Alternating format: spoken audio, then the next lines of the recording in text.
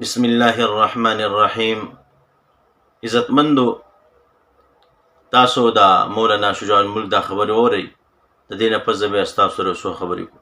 د ډیرو خلکو دا خوښه ده چې جمعیت علما نه یا د بلې پارټۍ نه زه ویستم نو زه به اوس دا کارم نه کوم، زه به اوس درس هم نه کوم، زه به اوس تقریر هم نه کوم، زه به اوس د ایمانیاتو د عقیدې مسله هم نه کوم، زه به اوس چې کوم دی نو خلکو ته څه خبره هم نه کوم.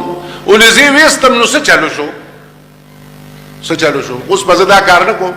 عزتمندو، تاسو د مولانا شجاع الملک صاحب دا خبرې اورېدلې. دا وایي چې زه د جمعیت علما اسلام د پارټۍ نه وتم نو اوس به زه تقریر هم نه کوم، اوس به زه بیان هم نه کوم، اوس به چېرته ښه کار نه کوم. نو زه دې ته به جواب کې وایم ته بیان هم کوه، ته تقریر هم کوه، ته تلاوت هم کوه، ته مونځ او اودس هم کوه، خو کم از کم په علماو پسې سپکې مه وایه. د خلکو د خندا دپاره په علماو پسې ګډې وډې مه وایه او په علماو پسې چې کوم دی سپکې مه وایه. لکه څنګه چې په بعضې موقعو باندې دا کار تا کړی دی او ته یې کې. او زه به تاسو ته ووایم زموږ سره دا جنډه هم پوره کوي که نه. په دې روډ باندې داسې پلاین کوچ نه ځي چې موږ پسې چغه نه وایي چې ډیزل. دا سیدبي ورپسې سیدبي ملازم صاحب ورپسې ګاډي اوس غلوبیانې د اکسیډنټ هم وکړو. دې ته وایي تاسو موږ پسې ولې ډیزل وایې، موږ خو پټرولیان یو.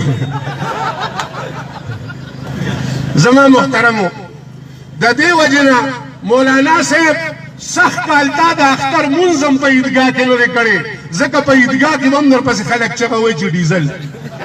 مخکې به تا په مولانا صاحب پسې داسې ردې بدې نه ویله، خو چې کله د دغې پالټۍ نه تاسو یې په لته باندې والي او بهر ترې راویشتل یې نو بیا تاسو بکواسات شروع کړي دي. نو ته بیان هم کوه، ته چې کوم د تقریر هم کوه، تلاوت هم کوه، خو دا ګډې وډې مه وایه او د دغې خلکو د خوشحالۍ دپاره ته د علماو سپکاوي مه کوه. دغه کار مه کوه. موږ صرف تا د دغې نه منع کوو، باقي د نیک کار نه ته نه موږ منع کړی نه دي، موږ منع کوو. نو الله رب عزت دې د علماو قدر زموږ په زړونو کې پیدا کړي. وما علینا الا البلاغ.